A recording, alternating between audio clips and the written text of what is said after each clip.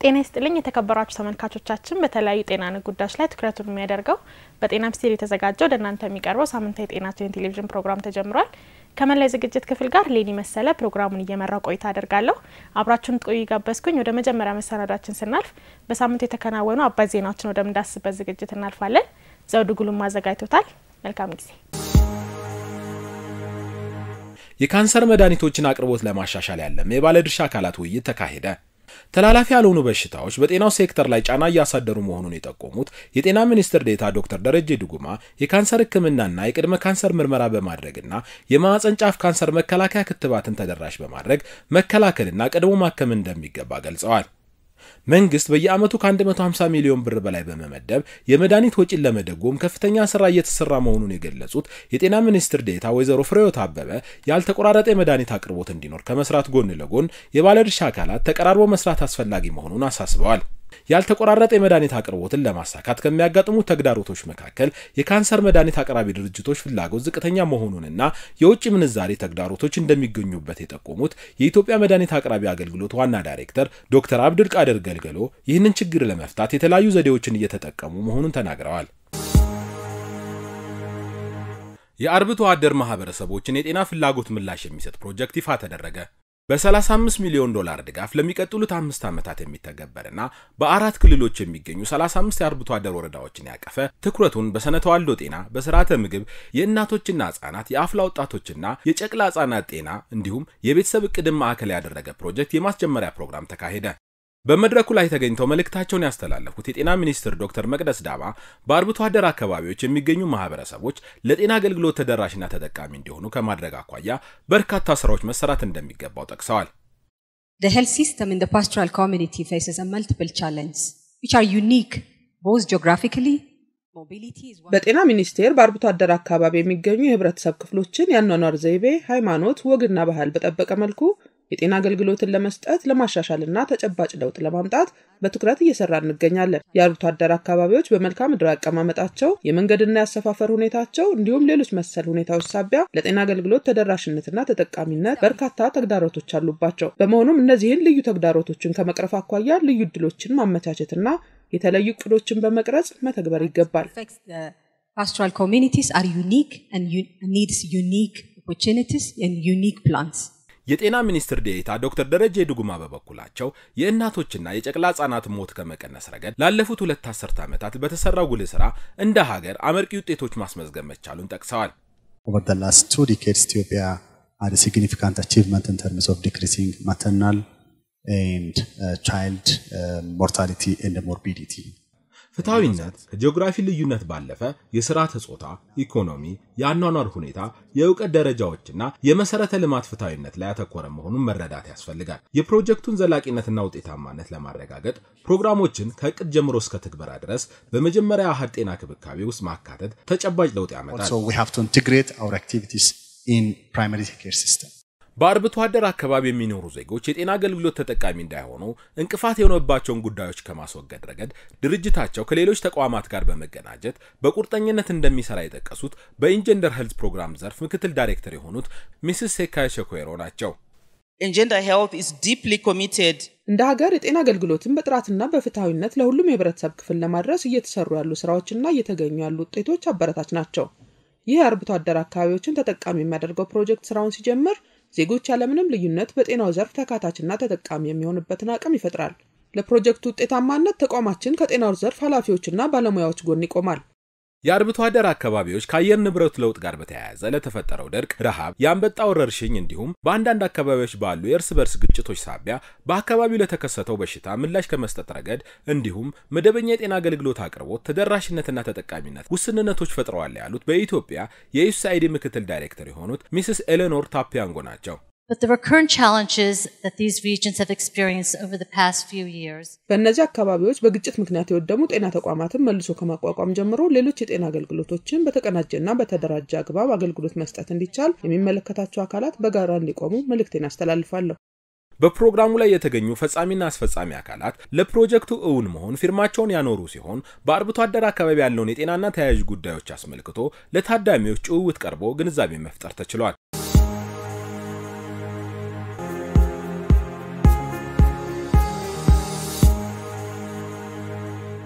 ተመልካቾቻችን ከሰሞነኛ ዝግጅት ተመልሰናል። ወደ ቀጣዩ ስናልፍ ለጤና የተሰኘው ፕሮግራማችን እናገኛለን።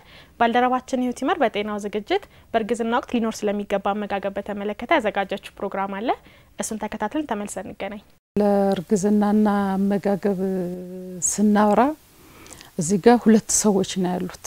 አንደኛው በማህፀን አድርጋል የተስተካከለ አመጋገብ ካላት ማለት ነው።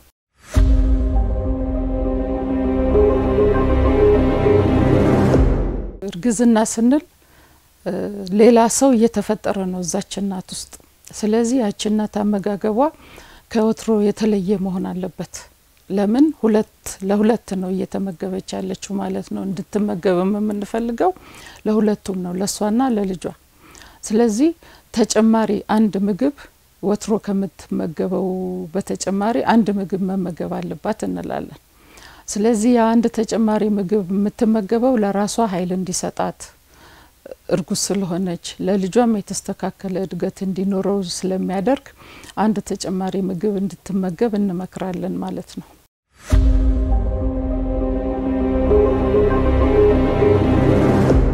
ስለ ምግብ ስናነሳ የምግብ ምድቦችንም እዛ ጋር ማንሳት አለብን።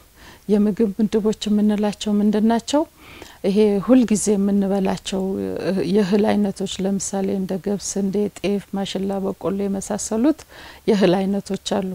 ከዛ ሌላው የምግብ ምድብ ጥራጥሬ እንደ ቦሎቄ፣ ባቄላ፣ አተር፣ ሽምብራ የመሳሰሉት፣ ምስር፣ እነዚህ ናቸው። ከዛ የእንስሳት ተዋጽኦ መሆን አለበት። የእንስሳት ተዋጽኦ ስንል እንግዲህ የባህር ውስጥም አሳ ለምሳሌ የእንስሳት ተዋጽኦ ነው። እንደ እንቁላል፣ ዶሮ፣ የስጋ የመሳሰሉት፣ ወተት የእንስሳት ተዋጽኦ ናቸው። ሌላው አትክልትና ፍራፍሬ ነው። እንግዲህ ብዙ ጊዜ በምግባችን ላይ የምናጣው አትክልትና ፍራፍሬ ነው። አትክልትና ፍራፍሬ ትልቅ ጠቀሜታ አለው። ብዙ ቫይታሚኖችን የምናገኘው ከአትክልትና ፍራፍሬ ነው። ሌላው ስብ ወይም ቅባት የሚባለው ነው። ከነዚህ የምግብ ምድቦች አሰባጥራ መመገብ አለባት። ከያንዳንዱ የምግብ ምድብ የተለያዩ ንጥረ ምግቦችን ስለምታገኝ ያንን በማሰባጠር መመገብ አለባት።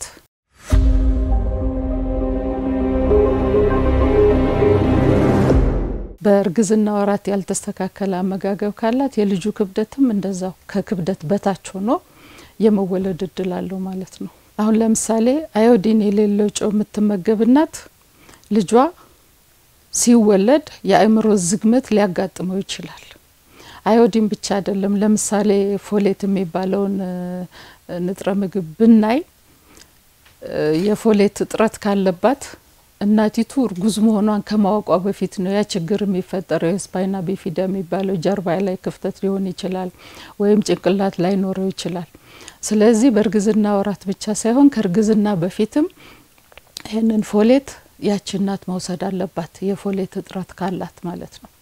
ስለዚህ እነዚህ የተለያዩ የንጥረ ምግብ አይነቶች በአእምሮ ላይ ብቻ አይደለም አካላዊ እድገቱም ላይ ችግር ሊፈጥሩ ይችላሉ። የተለያዩ አይነት ችግሮች ያለው ልጅ ሆኖ የመወለድ እድል ሊኖረው ይችላል።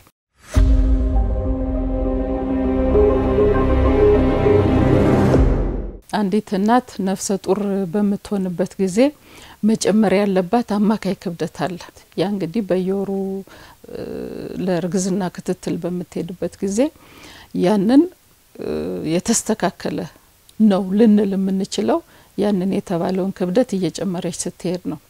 አሁን እነዚህ ምግብ የማይበሉ ተፈላጊውን ክብደት እየጨመሩ ያልሄዱ እናቶች እንግዲህ እዛ ጋር ምናልባት ማቅለሽለሽ ብቻ አይደለም ማስታወክ ይኖራል። ይሄ ተከታታይ የሆነ ማስታወክ ሃይፐሬሜሲስ የሚባለው። ስለዚህ ያ በሚሆንበት ጊዜ የግድ ሐኪሟ ጋር ሄዳ ሐኪሙ ሊያክማት ይችላል። ወይ ግሉኮስ ይሰጣታል ወይ በብዛት አሁን ግሉኮዝ ነው የሚሰጠው። ለማስታወክን የሚቀንስ መድኃኒትም አብሮ ይሰጣታል። ስለዚህ ያ በሚሆንበት ጊዜ የግድ ወደ ሐኪሟ መሄድ አለባት እርግዝና ነው ይሄ ያለ ነው የሚባል ነገር አለ ያ መሆን የለበትም ወደ ሐኪሟ መሄድ አለባት በዛው ልክ ደግሞ ብዙ ክብደት የሚጨምሩ አሉ ያ እንዳይሆን እንግዲህ ያ የተስተካከለ አመጋገብ የምግብ ስብጥር ያልነው ለዛ ጊዜ ነው የሚረዳት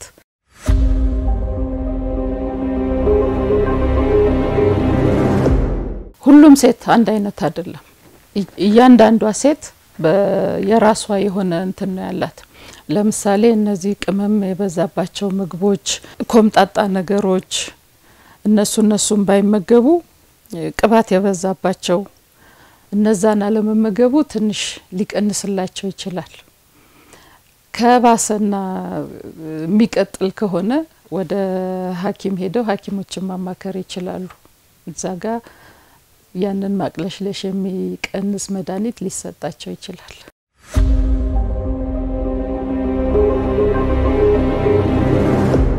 ማስተላለፍም ፈልገው መልእክት ምንድነው አንደኛ አንዲት እናት እርጉዝ መሆኗን ካወቀች ጀምሮ የእርግዝና ክትትል እንድታደርግ ምክሬን ሰጣለሁ ያን ባረገች ቁጥር ደግሞ ለሷም ለልጇም ጤንነት የተሻለ እርግዝና ውጤት እንዲኖረው ይረዳታል ሁለተኛው ምንድነው አንዲት እናት እርጉዝ መሆኗን ካወቀች ለሁለት ሰው መመገብ እንዳለባት ማወቅ አለባት ለራሷና ለጽንሱ ያንን ለማድረግ ደግሞ ከተለያዩ የምግብ ምድቦች አሰባጥራ በቀን መመገብ አለባት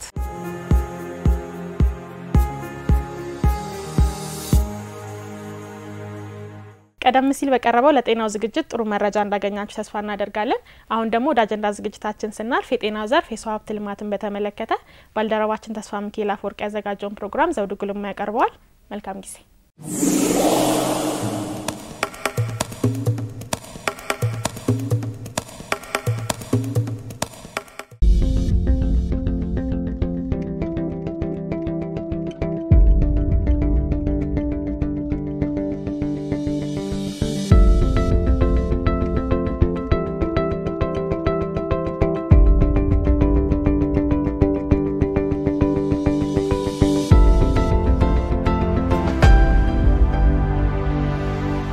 ዓለም የጤና ድርጅት ከተቀመጡ ስታንዳርዶች አንፃር የጤና ባለሙያ ከህዝብ ጋር ካለው ጥምርታ ስናየው በጣም ተስፋ የሚጣልበት ውጤት የመጣበት ስትራቴጂ ነው የሰው ኃይላችን የሚሆነው በአገልግሎቱ መጠልክ አገሪቷ ባወጣችልን የባለሙያ ፔሸንት ምጣኔ አማካኝነት ነው ድልድል የምናደርገው ሁሉም የጤና ባለሙያ አቅሙን በተከታታይነት ማጎልበት እንዳለበት አስገዳጅ እንዲሆን ተደርጓል የምናመርተው የሰው ሀብት የገበያውን ፍላጎት መሰረት ያደረገ የሀገሪቱን የወደፊት የጤና ፍላጎት የጤና ስርዓት ፍላጎት መሰረት ያደረገ እንዲሆን መቃኘት ያስፈልጋል ማለት ነው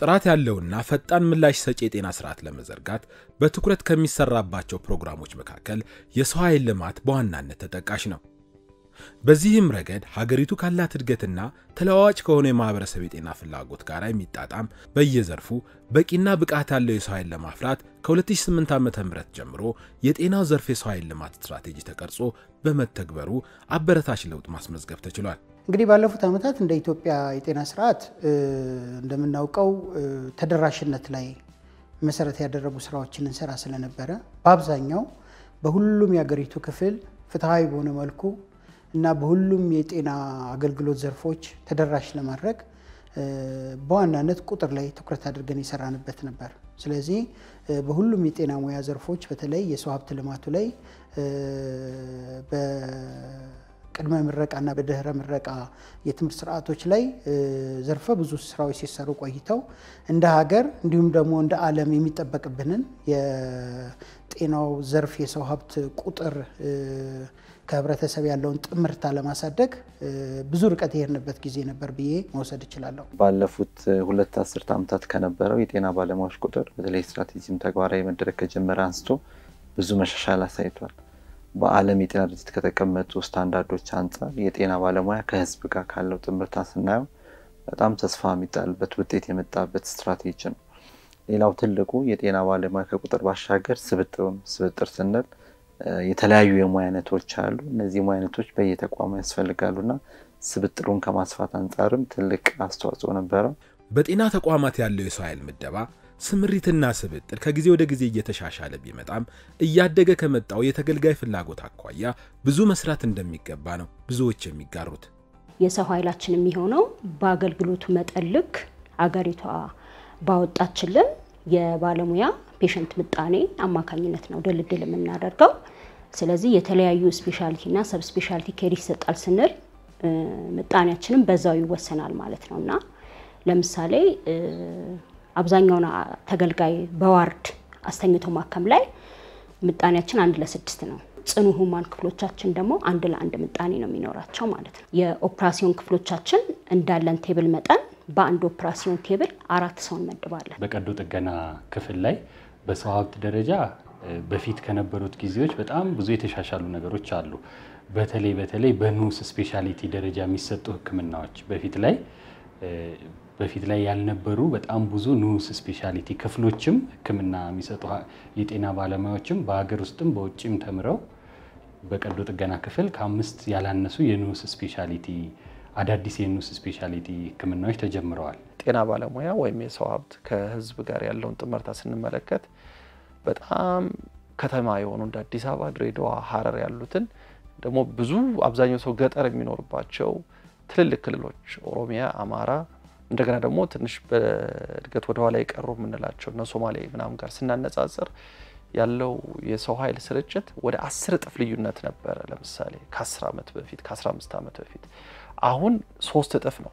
በከፍተኛ ሁኔታ ቀንሷል፣ ግን አሁንም ከፍተኛ የሆነ የስርጭት ልዩነት አለ። ግን ከ10 እጥፍ ወደ 3 እጥፍ ትልቅ መሻሻል ነው። ከህክምና ሳይንስ እድገት ጋር የሚጣጣም የአቅም ግንባታ ስርዓት ተዘርግቶም የጤና ባለሙያዎችን አቅም ለመገንባት የትምህርትና ስልጠና እድሎችን እንዲሁም ተከታታይ የሙያ ማጎልበቻዎችን በመስጠት ረገድ ያለው ጅምር ይበል የሚያሰኝ ነው። ወደ ተለያዩ ሀገሮች ራሱ ልከን ወደ ህንድ ወደ ራሻ ተልከው እየተማሩ ያሉ ለነርሶች ከእንደገና ከዚህ ውጭ ፐብሊክ ሄልዝ ላይ ኢንጌጅ እንዲያደርጉ ባለሙያዎቻችን ሐኪሞች ኢንቮልቭ እናደርጋለን። ከዚህ ባሻገር ደግሞ የተለያዩ ሲፒዲዎችን ጴጥሮስ እንደሚሰጥ ይታወቃል። ሲፒዲዎችን እየሰጠን ትሬኒንጎችን እናዘጋጃለን። ሲኒዮሮቻችን ያለን መጠን ይሄ በማስተርስም ፕሮግራም ተምረው የመጡት ከፍተኛ ሁኔታ እየጨመረ ነው። ስለዚህ በሲኒዮሮቻችን በመጡ ቁጥር ወርክሾፖች ምንም ያዘጋጁልናል፣ ስልጠናዎችን ይሰጡናል። ከዛ ደግሞ በቀን 2 ጧትና ማታ ራውንድ አለ። አንዳንድ የቲቺንግ ፕሮግራም ያደርጉታል። በዛ በራውንዱ በፔሸንቷ ዙሪያ የቲቺንግ ፕሮግራም ያደርጉታል ማለት ነው። ስለዚህ እንደዛ ሲሆን የተወሰነ እውቀት እናገኛለን። እንደ ትልቅ ስኬት የምወስደው የተከታታይ ሙያ ማጎልበቻ ነው። የተከታታይ ሙያ ማጎልበቻ እንግዲህ ለ10 ዓመት ያህል ለማስጀመር ብዙ ጥረት ሲደረግ ነበር። በተለይ ባለፉት 3-4 ዓመታት አንደኛ ሁሉም የጤና ባለሙያ አቅሙን በተከታታይነት ማጎልበት እንዳለበት በየአመቱ የተወሰነ ስልጠና መውሰድ እንዳለበት አስገዳጅ እንዲሆን ተደርጓል። አስገዳጅ መሆኑ ብቻ ሳይሆን ደግሞ ይህንን ስልጠና ማግኘት የሚችልበት የስልጠና ማዕከላት ተቋቁመዋል። በተለይ የሙያ ማህበራት ለምሳሌ የኢትዮጵያ ሕክምና ማህበር፣ የሚድዋይፎች ማህበር፣ ነርሶች ማህበር፣ ፋርማሲ ማህበር ሁሉም ለአባላቶቻቸው ስልጠና ብቃታቸውን የሚያሳድጉበት ፊት ለፊትም በበይነመረብም በኢንተርኔት ዲጂታሊ ባለሙያው ስራው ቦታ ሆኖ ስልጠና የሚያገኙበት እድሎች ተፈጥረዋል። ይሄ አሁን ስልጠና የሚሰጡ ተቋማት ቁጥር በከፍተኛ ሁኔታ ነው ያደገው። ከ265 በላይ ያሉ ዩኒቨርሲቲዎች አሉ፣ ሙያ ማህበራት አሉ፣ የግል ተቋማት አሉ። አብዛኞቹ ክልሎች ባለሙያዎች የሙያ ፈቃዳቸውን ለማሳደግ ሲሄዱ የሙያ ማጎልበቻ ስልጠና መውሰዳቸውን ያረጋግጣሉ። ስለዚህ ይሄ ትልቁ ስኬት ነው። የጤና ባለሙያዎች በስራ ላይ ያላቸው ትጋትና ውጤታማነት እንዲጨምር እንዲሁም ተረጋግተው በስራቸው ላይ እንዲቆዩ ለማድረግ በአንዳንድ ተቋማት ያሉት የማትጊያ ስርዓት ተሞክሮች ወደ ሌሎች ተቋማት ሊሰፉና ሊተገበሩ የሚገቡ ናቸው። የተሻለ የስራ አፈጻጸም ያላቸውን ክፍሎች በመለየት የተለያየ የስራ አፈጻጸም ያላቸውን አስተባባሪዎች ወይም ደግሞ ፈጻሚ አካላትን ታች ያሉትን እያወዳደርን ሪኮግናይዝ እናደርጋለን። ያ ምንድነው እንግዲህ ሰርቲፊኬት ሊሆን ይችላል፣ ዋንጫ ሊሆን ይችላል፣ የተለያዩ ፓኬጆች ሊሆን ይችላሉ። ለምሳሌ የአየር ሰዓት መሙላት ይችላል። ስለዚህ ተቋሙ ከተፈቀደለት መመሪያና ደንብ ተከትሎ የሚተገበሩ ነው የሚሆኑት ማለት ነው። ይሄ ምን ጠቅሞናል እንግዲህ በክፍሎች መካከል ያለው ፉክክር እንዲኖር የተሻለ የታካሚ አገልግሎት የመስጠት ሁኔታዎችን ጨምሮልናል። ባለሙያውን በትምህርት መደገፍ አንድ ራሱን የቻለ ኢንሴንቲቭ ነው። ከዚህ በተጨማሪ ደግሞ ፕሮግራሞች አሉ የተለያዩ ኳርተርሊ የሚደረጉ መንዝሊ የሚደረጉ እንደ ዳይሬክተሮች ያኔ የእያንዳንዱን ፐርፎርማንስ አሰስ እየተደረገ በፐርፎርማንሱ መሰረት ሰርቲፊኬቶች ይዘጋጃሉ፣ ሪኮግኒሽን ፕሮግራሞች ይዘጋጃሉ። የማትጊያ ስርዓት ሁለት አይነት ነው እንደምናውቀው። አንደኛው የማትጊያ ስርዓት ሙያው የሚፈልገው አነስተኛው የእርከን እና ክፍያ ነው እንደምታውቀው። ይሄ እንደ ሀገር እንደማንኛውም ሰራተኛ እንደማንኛውም ሲቪል ሰርቫንት በሚስተናገድበት ስርዓት ውስጥ መታየት ያለበት ነገር ነው። እንደ ሴክተር ግን የምንመልሰው ደግሞ ሁለተኛው አለ። አሁን በእኛ ስርዓት ውስጥ ሞቲቬሽን ማለት ማበረታቻ ማለት ደሞዝ መክፈል ብቻ ነው ማለት አይደለም። ወይም ደግሞ ትርፍሳ ሲሆን የሆነ ብር መክፈል ነው። ለምሳሌ የትርፍሳ ክፍያው አሁን 500 ብር ከሆነ እሱን 1000 ብር ስላደረግን ስራ ይሻሻላል ማለት አይደለም። ስለዚህ ያንን መሰረት አድርጎ አንድ ብርን ብትሆን 50 ሳንቲምን ብትሆን አፈጻጸምን መሰረት ያደረገ እስካላደረግናት ድረስ ብር የፈለገውን ያክል ብትጨምር ኖርም ነው የሚሆነው። ባለፉት ዓመታት የጤና ባለሙያዎችን ቁጥርና አቅም ለማሻሻል የተደረገው ጥረት በጤና አገልግሎቱ ተደራሽነት፣ ጥራትና ፍትሃዊነት ላይ በዓለም አቀፍ ደረጃ እውቅና የተቸራቸው ውጤቶች እንዲመዘገቡ ምክንያት ሆኗል። የተማረው የሰው ኃይል በበዛ ቁጥር ማለት ስልጠናዎች ባገኘ ቁጥር የስራው ሂደትና የስራው ጥራት ላይ ከፍተኛ የሆነ እንትን አለው። ለምሳሌ የእውቀት መጠናችን በጨመረ ቁጥር ምንሰጠው አገልግሎትም እንደዛ እየጨመረ የተሻሻለ ነው የሚሄደው ማለት ነው። ብዙ የስታፍ መጠን በጨመረ ቁጥር የሚሰጠውም ሰርቪስ እየተሻሻለ ነው የሚመጣው። ውጪ መሄድ ብቻ ሳይሆን በፊት ላይ ኦፕሬሽን አይደረግም ወደ ቤት ሄዱ የተባሉ ወደ ቤት ሄደው ሞታቸውን የሚጠባበቁ በሽተኞች ኦፕሬሽን እየተደረጉ ከበሽታቸው የዳኑ ትልቅ እርካታም እያገኙ ያለበት ሁኔታ ነው። ምንወረፋ የሚጠብቁ ታካሚዎችን ከአመታት ወደ ወራት አንዳንዴ በሳምንታት አብዛኞቹ ታካሚዎች በተለይ የካንሰር በሽተኞች በሳምንታት ውስጥ ወርም ሳይቆዩ ህክምናውን እያገኙ ቀዶ ህክምናውን እያገኙ ትልቅ ለውጥ እየመጣ ነው። አዲስ የመጣው መዋቅር ኤስቢኤፍአር የሚለው ሚሊ ስፔሻሊስቶች ላይ ነው ፎከስ የሚያደርገው። ታካሚዎች በስፔሻሊስቶች እንዲታዩ፣ በስፔሻሊስቶች ኦዲቶች እንዲሰሩ። ስለዚህ ታካሚዎችን ማየት ብቻ ሳይሆን አይተው ደግሞ ምን ጋፖች አሉ የሚሉትን ነገሮች ዴይሊ ኦቨርናይት ኦዲቶችን ክሊኒካል ኦዲቶች የሚባሉ አሉ እየሰሩ ጋፖችን እንዲጠቡ እየተደረገ ነውና ይሄ በጣም ኳሊቲው ላይ ቼንጅ አምጥቷል። ጥራት ደግሞ የሚመጣው በብዙ ባለድርሻ አካላት የጋራም ትብብር ስለሆነ የጤና ባለሙያዎች የአገልግሎት ላይ ትምህርት ላይ ያለው ጥራት እንዲመጣ የተጀመሩ በርካታ ኢንቨስትመንቶች አሉ። ከፍተኛ ትምህርት ተቋማት ላይ አገልግሎት ላይ የተሰሩ ስራዎች ብዙ ኮንትሪቢዩት አድርገዋል። ዋና ፖሊሲ ጉዳይ በዚህ ስትራቴጂ ውጤት መጣ ብለን የምናስበው ከኤቪደንስ ጋር ተያይዞ ነው። የጤና ባለሙያ የሰው ኃይል ልማት መረጃ ይፈልጋል። ይሄ መረጃ ሌበር ማርኬቱ ምን ይመስላል፣ የሰው ሀብት መረጃ ስርዓቱ እንዴት ነው የሚለውን ለማሳየት የተጀመሩ ስራዎች በዚህ በስትራቴጂ እንግዲህ ብዙ ውጤት የታየበት በቀጣይም ይሄንን ለማስፋት እድል የሰጠ ነው። የጤናው ዘርፍ የሰው ኃይል ልማትን ለማሻሻል በተሰሩ ስራዎች አበረታች ለውጦች ቢመዘገቡም አሁንም በዘርፉ መፍትሄ የሚሹ ተግዳሮቶች እንዳሉ ነው የሚገለጸው። የሚከፈለው ደሞዝ እና የሚሰራው ስራ ያው እንደ ሀገር ተመጣጣኝ ነው ቢባልም ግን አንድን ሰው ለማኖር የሚያበቃ ነው ብለን አናስብም እንደኛ። እነዛ ደግሞ በተዘዋዋሪ ተጽዕኖ ያደርጋሉ ስራው ላይ ማለት ነው። ስለዚህ ወደፊት እንደው ቢቻል ሚኒስትሪውም የተለያየ ፕላትፎርም አድርጎ ሰዎችን ፐርሰናል ላይፋቸውንም ኢምፕሩቭ የሚያደርጉበትን በተለይ ሚድል ሌቭል ላይ ያለ ባለሙያ የሚታገዝበትን አሁን ካለው የኢኮኖሚ ነገር ጋር ቢደረግ የተሻለ ፕሮዳክቲቭ ሆኖ ለመስራት ጥሩ ነው ብዬ አስባለሁ። ፍልሰትን አስገዳጅ አድርገን ማስቀረት አንችልም፣ ግን እዚህ ያለውን ሁኔታ ምቹ በማድረግ የሚፈልጉትን ሁኔታ እዚህ በመፍጠር የግሉን ጤና ዘርፍን በማሳደግ የነሱን ኑሮ ሁኔታን በማሻሻል በተለይ ብዙ የተማሩትን ስፔሻል ሳብ ስፔሻሊስቶች እዚህ ማቆየት ካልቻል ባለፉት 10-15 ዓመታት የተሰራውን ስራ እንደገና ወደ ኋላ ይመልሳል። በዋናነት በዚህ ስትራቴጂ ትግበራ ወቅት እንግዲህ ያየናቸው ቻሌንጆች ብለን የምንጠቅሳቸው መጀመሪያው ስትራቴጂው ምን ላይ ነበር የሚለውን ኢንዲፔንደንት በሆነ አካል ጥናት ሰርቷል። ጥናቱ ያመለከታቸው ጉዳዮች አሉ። አንዱ በተለይ ስትራቴጂውን ከላይ ከፌደራል ጀምሮ እስከ ታችኛው እርከን በደንብ አናቦ መሄድ ላይ ክፍተቶች ነበሩ። እሱ ያመጣቸው ጉዳዮች አሉ። ሁለተኛው ስትራቴጂ በተለይ በደንብ ፋይናንስ ከመደረግ አንፃር ያየናቸው ጋፖች አሉ። ወርክ ፎርስ ቁጥር ጨምረናል። ጥራት ላይ የመጡ በጣም ፕሮሚሲንግ ለውጦች አሉ። ከዛ ግን ባለፈ አጠቃላይ የሰው ኃይሉ ምርታማነት በተለይ ፕሮዳክቲቭ እንዲሆን ማድረግ ላይ ዛሬ ክፍተቶች አሉ። የመለኪያ ስርዓት ከማዘጋጀት ጀምሮ የልኬት ስርዓቱንና የአጠቃላይ ምንድነው ላይሰንስ የማደስ ስርዓታችን ላይ ያሉ ክፍተቶች አሉ። ከነዚህም ክፍተቶቹ ግን አጠቃላይ የሰው ሀብት ልማታችን ባለፉት ስትራቴጂዎች የተቀረጸበትና የሄደበት ርቀት በተለይ ደግሞ በተከታታይ የሙያ ማጎልበቻ ማዕከላትን ከፍቶ ይሄንን ከማሳለጥ አንፃር የተሰራው ስራ በጣም እንደ ሀገር እንደ ቀጠናም እንደ አፍሪካም ብዙ ርቀት ይሄድንበት ነው። ከሌሎች ሀገሮች በተሻለ ብዙ ይሄድንበት ነውና በመልካምነቱ የሚወሰድ ግን በሂደት ደግሞ የነበሩ ክፍተቶችን በቀጣይ ስትራቴጂዎች የምንሸፍነው የምናሻሽልበት ነበር ማለት ይቻላል። እስካሁን በሰው ኃይል ልማት በተሰሩ ስራዎች ውጤት መመዝገቡ በተግባር የታየ ጉዳይ ነው። የተገኙ ጠንካራ ጎኖችን ይበልጥ ለማጎልበት ክፍተቶችን ደግሞ ለመሙላት የሚያስችል እንደ አውሮፓውያን አቆጣጠር ከ2024 እስከ 2030 ድረስ የሚተገበር የተከለሰው የጤናው ዘርፍ የሰው ኃይል ልማት ስትራቴጂና የኢንቨስትመንት እቅድ ተዘጋጅቶ ወደ ስራ ተገብቷል። በዚህ ስትራቴጂ አዲስ ተጨመረ ብለን የምናስበው እነዚህ ተጠናክረው የሚቀጥሉ እንዳሉ ሆነው ኢንቨስትመንትን እንግዲህ እንደ ሀገር በተለይ ግሎባሊ ኮሚትመንት የገባንባቸው ጉዳዮች አሉ። በተለይ የጤና ወደ ጤና የሚመደበው በጀት የአቡጃ ዲክላሬሽን በሚባለው መንግስት 15%ን ካለው አጠቃላይ ጂዲፒ ለጤናው መመደብ አለበት የሚል አለ። ከዛ ውስጥ ደግሞ በደንብ በኮምፖነንት ዋይዝ ስናየው ለወርክ ፎርስ ዴቨሎፕመንት የሚመደበው በጀት ብዙ አይደለም።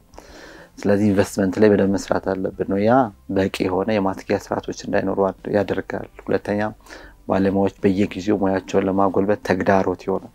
ስለዚህ ኢንቨስትመንት ላይ መስራት ዋናው ጥቅሙ አንደኛ ባለሙያው ባለበት የስራ ሁኔታ ተረጋግቶ መስራት የሚችልበት የስራ አካባቢ እንዲኖር ያስችላል። የማትጊያ ስርዓቶችን በተለይ ፐርፎርማንሱን ታሳቢ ያደረገ የማትጊያ ስርዓት እንዲኖር ለማድረግ ትልቅ እድል ይሰጣል። ከዛ ውጭ ተቋማት ላይ የምናያቸው በተለይ ከሰፕላይ ጋር ተያይዞ የሚገጥሙ ቻሌንጆችን ለማስወገድ እድል ይሰጣል። ስለዚህ ኢንቨስትመንት ላይ በደንብ መስራት አለብን። የመጀመሪያው የምናመርተው የሰው ሀብት የገበያውን ፍላጎት መሰረት ያደረገ የሀገሪቱን የወደፊት የጤና ፍላጎት የጤና ስርዓት ፍላጎት መሰረት ያደረገ እንዲሆን መቃኘት ያስፈልጋል ማለት ነው። በዚህ መሰረት ነው ማንኛውም ኢንቨስትመንታችን ማንኛውም ድካማችን መቃኘት ያለበት። ስለዚህ የቅድመ ምረቃ ያለውን ስርዓት ከዩኒቨርሲቲዎችና ከትምህርት ሚኒስቴር ጋር በመሆን የምንሰራቸው ስራዎች ብዙ ስራዎች አሉ ማለት ነው። ወደ ሙያው መቀላቀል ያለባቸው ሰዎች በቁጥጥር ስርዓት ማለፍ አለባቸው። ዕውቀታቸው፣ ክህሎታቸው፣ ስነ ምግባራቸውን ጠብቀው ነው ወይ ይሄዱት የሚል ስርዓት ካላስቀመጠን በማሻሻል ስርዓት ብቻ የሚፈታ ነገር የለም። ስለዚህ ከማሻሻል ስርዓት አልፎ ያፈነገጠ ካለ በቁጥጥር ስርዓቱ መያዝ ስላለበት የቁጥጥር ስርዓታችን ደግሞ የሰው ሀብት ቁጥጥር ስርዓታችን መጠናከር አለበት ማለት ነው። ስለዚህ ከዚህ በፊት የነበረው በስልጠና ሰዓታት ቁጥርና በሌሎች መለኪያ የነበረው የሙያ ፍቃድ የማደሻ ስርዓቱን ወደ ምን ያደረግነው ነው? አሁን ወደ አገልግሎት ወይም ውጤታማነትን መሰረት ያደረገ የሙያ ፍቃድ የማደስ ስርዓት ውስጥ እንዲገባ ነው አዲሱ ስትራቴጂ። የጤናው ዘርፍ ሞተር የሆነውን የሰው ኃይል ልማት ለማሻሻል የተቀረጸውን አዲሱን ስትራቴጂና የኢንቨስትመንት እቅድ ለማሳካትና ዜጎች በጤና አገልግሎቱ እንዲረኩ ለማድረግ ጠንካራ የጤና አገልግሎት ስርዓትን በመዘርጋት ከሁሉም ባለድርሻ አካላት ጋር ርብርብ ማድረግ ይጠበቃል።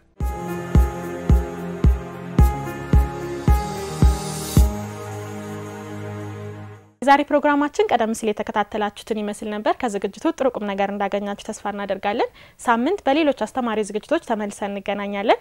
ከመላ ስቱዲዮ ባለሙያዎች ጋር ሌኒ መሰለ ነበርኩ። እስከ ሳምንት መልካም ሳምንት።